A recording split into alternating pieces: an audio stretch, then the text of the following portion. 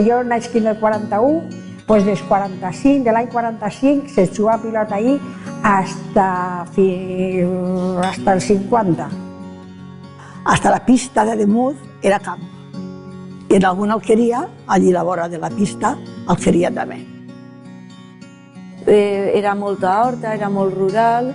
Hasta els anys 55-60 que es començaven a edificar, la vida era molt senzilla, no?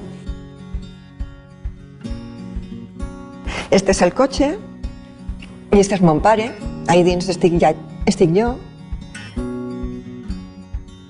Yo tendría unos 15 años y me pagaban, puedo decirlo, 50 pesetas al mes. Ese fue mi primer sueldo. Ciudad Fellera era lo justo, no había, todo eran campos, alrededor, todo campos. Que yo estuve justamente un año en la línea del 27 de conductores, pues dábamos la vuelta aquí en la calle Bechi. I la gent que pujava el tramvia, pues, ja veus tu, o deia burxosa, pues tots treballadors. De Nicala també pujaven, hasta que arribaven els maestros de Serrans. Me la hizo una amiga y me la hizo en Verset Alexandre. Como veis, están los árboles que habían antiguamente.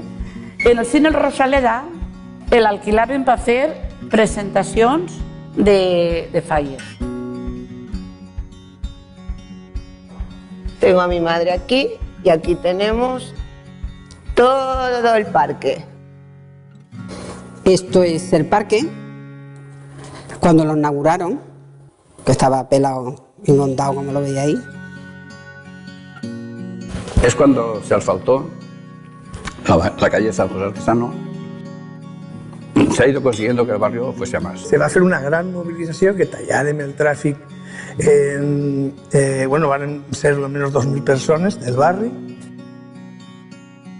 Per exemple, la Guàrdia Civil, a 4 que eren els meus col·legues, més d'una vegada ens va obligar a tallarnos el moño al cero. Pues la verdad es que había bastante gente joven que se movía, estaba la gente del Casal de la Juventud, y luego a nosotros, pues a mí y a unos cuantos amigos más nos dio por la locura de montar un grupo de rock. Al final acabamos haciendo 8 discos, hemos estado tocando, pues yo creo que por toda España.